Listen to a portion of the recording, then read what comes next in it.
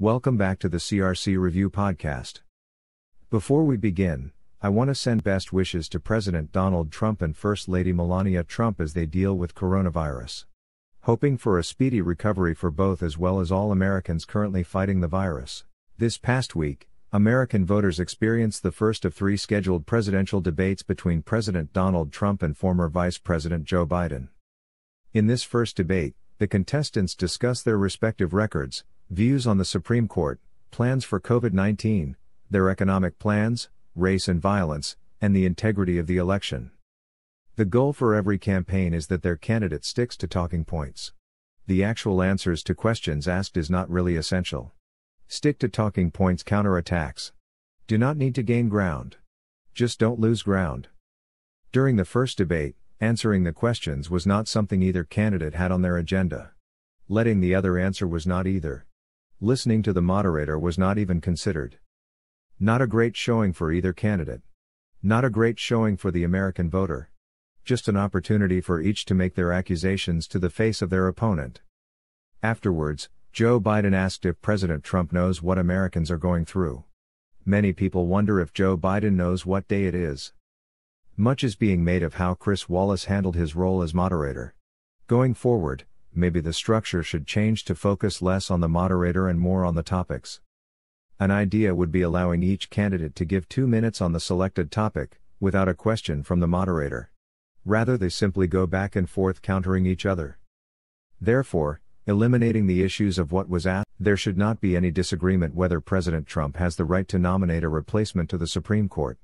He is within his right as president. Our Constitution requires the president to nominate a justice and then for the Senate to confirm or reject a nominee. An election year does not change the process. Biden's position was it should wait until after the election, with the winner nominating the replacement. Somewhat leaning on the 2016 position of the Senate GOP under different circumstances. When the president and Senate are not from the same party, the delay is not uncommon. If from the same party, there is no reason to delay if the Senate has the votes. The nomination of Judge Amy Coney Barrett should go forward. Even Biden stated she is qualified. There is no requirement for a vote to take place on the nomination outside. The CRC Review provides original content featuring analytical commentary on salient issues impacting our public policy, economy, and society. Experience reviews and podcasts by visiting www.crcreview.net daily. The former vice president is attempting to appeal to voters under the guise of being the nice guy. After the debate, Biden appears to be as unpresidential as the person he seeks to replace. Joe Biden is leaning heavily on a time-honored strategy of focusing on likability over policy positions. Especially when policies championed are not in the best interest of the vast majority.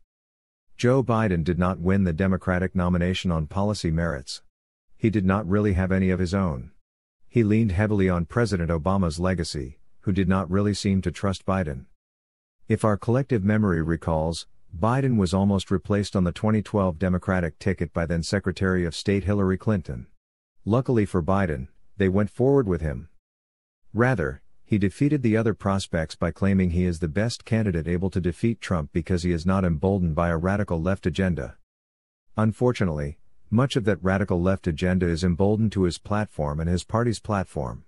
So he once again focuses on appealing to likability. Healthcare is a sensitive subject to many Americans. People need coverage in the case of sickness. For people with chronic conditions, coverage is essential. Biden wants Americans to believe that he is the candidate that is protecting healthcare. If he is not elected, somehow our healthcare will be taken away and people must fend for themselves. A long-time fabrication. No one is seeking to eliminate healthcare. There is an effort to repeal a program that made coverage more costly and reduced coverage and choice for millions of working Americans. Biden is calling for a re-implementation of that failed healthcare reform program. A program that members of government exempted themselves from it. The average American was not afforded the same luxury. Biden assumes that people wanted their healthcare premiums to increase and the quality and choice of their healthcare coverage to decrease. Pay more for less.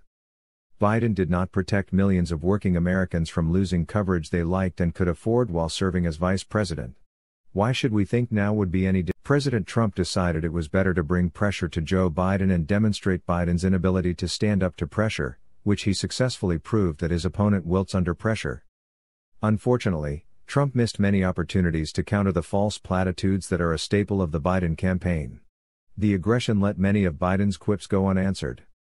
President Trump needed to put an end to the false narrative that he has yet to condemn racism. Trump has indeed condemned white supremacy many times. The infamous distorted quote is directly followed by a strong condemnation for white supremacy, which is conveniently ignored by Democrats and the media. As the contest heads down the stretch, there is a need for Trump to connect with Americans in a compassionate manner to show that his record deserves to be continued, exclusive of Joe Biden's platform. Hard to do while fighting COVID, but he can use this to connect with the audience in an emphatic manner, which Biden cannot. He knows victims' pain more than Biden pretends to. Unlike the Obama administration, economic growth is reaching people of all backgrounds, not limited to the wealthy majority, which was not the case during the Obama era. The aggressive approach by the Trump administration helped secure commitments for relocation of manufacturing back to the United States, despite the fabrication of his opponent. The efforts to rebalance trade helped to reduce the trade deficits, which surprisingly the media corrected from the debate. The trade deficit decreased largely due to the trade war. Trump should counter the false narrative that the economy only rebounded regarding the stock market, which is a leading indicator of economic performance. Financial capital is returning to our shores, contrary to Biden's time under the Obama era, where capital left our shores and flowed into Beijing and Shanghai.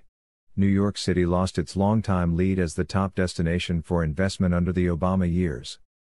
His response to COVID-19 was controversial, but appropriate considering the information at the time and the consequences of each choice. Shutting down the economy has long-lasting effects. Like his predecessors, Trump's record has success and challenges.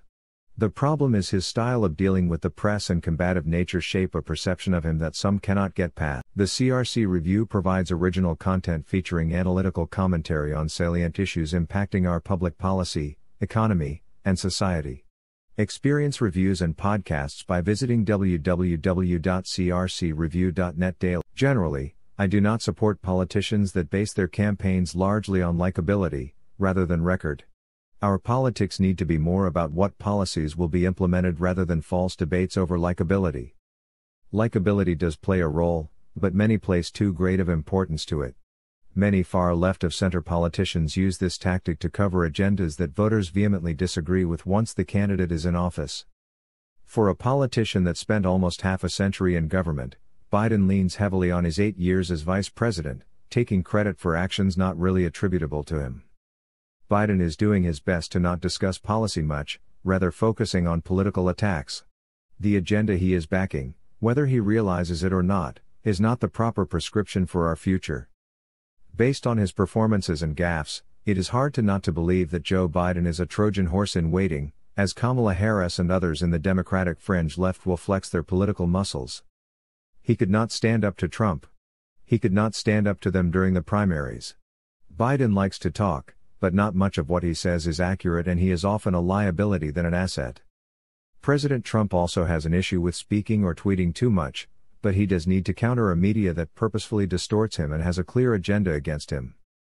Based on how the numbers stand, Americans may be on the path of letting fostered anger against President Trump create a mess that harms our economy, freedoms, and society. Thank you for listening to this edition of the CRC Review podcast. Please visit www.crcreview.net for more.